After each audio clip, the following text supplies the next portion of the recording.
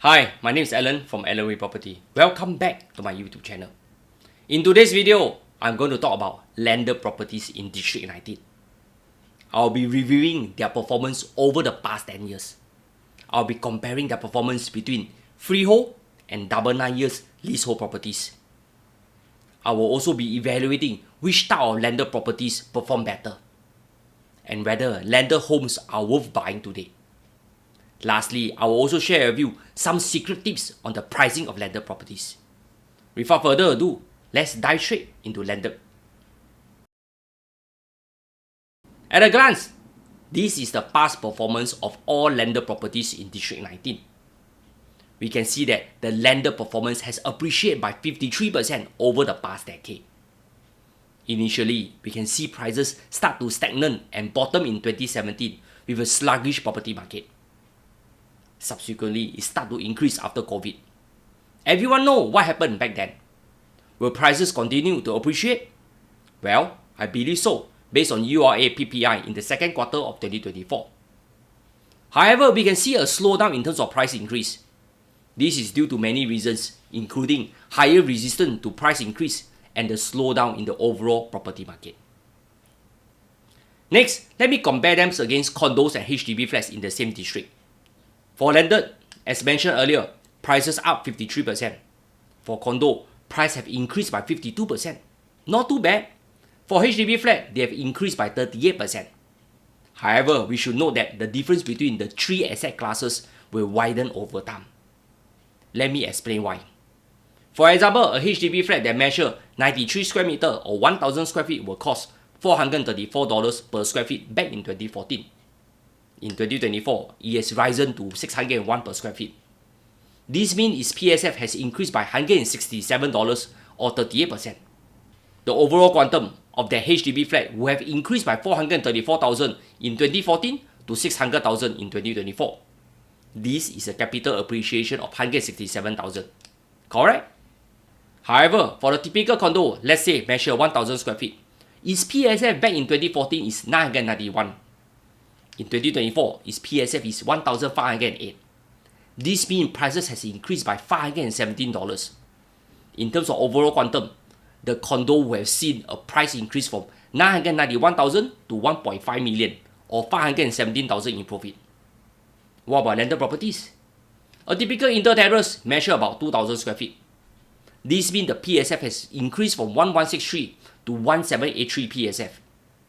Price-wise, it will have galloped from 2.32 million to 3.57 million today.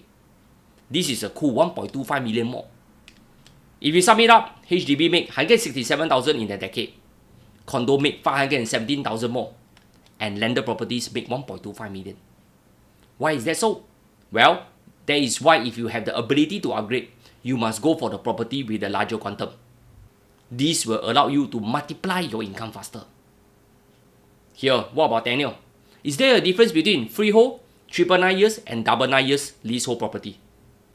If you look at the chart, we can see clearly from the orange line that both freehold and triple 9 years have appreciated by 49%.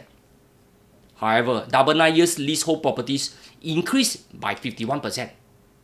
Why is that so? If I look into the individual transaction, I don't find any abnormality in terms of the transaction. Maybe 99 years leasehold landed are more digestible to those that need more space yet cannot afford a freehold landed property. Some of the number 9 years landed are only less than 3 million. Whereas if you compare them again, a freehold landed, their price range is around 3.5 to 5 million for those that are newly built. That is why the double 9 years landed properties also increase in tandem with their freehold counterpart. Hence, don't write them off. I can still recall I saw some listing in house at Serangoon Garden for sale at around 2.4 million to 2.5 million range back in 2021. They are relatively new and cheap, except for their double 9 years leasehold tenure. I remember I introduced them to some client. Unfortunately, they write it off due to its tenure. Well, today they are easily worth $500,000 more. Here, are you curious about landed properties performance based on their types? Based on the chart, inter-terrace has the highest increase at an impressive 60%. Why like that? As I look into the transaction, there are significantly more inter-terrace transactions. This led to more liquidity and higher transactions. This is in contrast to semi-detached at 26% and bungalow at 6% only. This also means one thing: semi-detached and bungalows are bigger in terms of sizes. Thus, the overall quantum is larger. This means the overall PSF will be lower. From another angle, both semi-detached and bungalows seems attractive for the space you are paying for, especially for bungalows. This segment will be highly sought after in future after runaway prices for GCBs. If you can still remember my review on GCBs, here you must believe in the landed story to own a landed property. If you don't, then please keep to your existing housing type.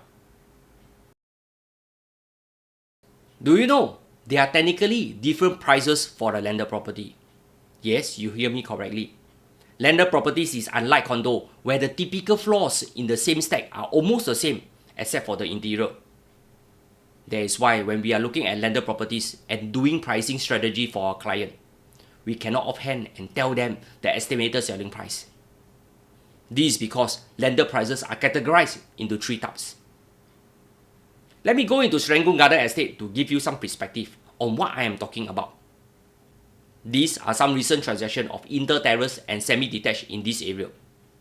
I will use the first transaction as it is a house that sits on 2,800 square feet of land. The price worked out to be 5.7 million and the PSF is $2,035. Let us look into the photo of the property from the outside. This is a 2-story semi-detached which was rebuilt about 10 years ago. Currently is undergoing renovation. This means the value of the house includes the land plus the house. The new buyers will need to spend some money to refresh up the house to modern condition. For the second transaction, this is a house that was sold for slightly lower at 4.38 million. It measures 2,800 square feet, but its PSF is lower at 1,564. Why is that so? Well, this is about 500 per square feet cheaper than the earlier transaction. If you look into the photo, this is a single-story corner terrace that is in its original condition. This means the buyer is only interested in the land it sits on and has planned to rebuild it from the ground up. That is why the PSF is lower. For the third transaction, this house was sold for the cool 6.45 million or 2,295 per square feet. Wow, so high! Hold on, don't kanchong first. This is a 2.5-story semi-detached house. It's almost brand new. Based on the planning record, it should have been completed around 2021. This means the house is only 3 years old and should be in move-in condition. That is why the overall prices and PSF are higher. So next time when you are exploring to buy a landed property, you need to factor in if the house is purely buying for rebuild, a house that requires A&A, or a house that is completely brand new. For those who are keen on exploring a landed home in the heart of Serangoon Garden, let me introduce this lobang to you. This is a 999-years-old corner terrace. The land is 2,680 square feet and it has a built-in area of close to 4,000 square feet. There are 5 bedrooms and 3 bathrooms, plus a helper room.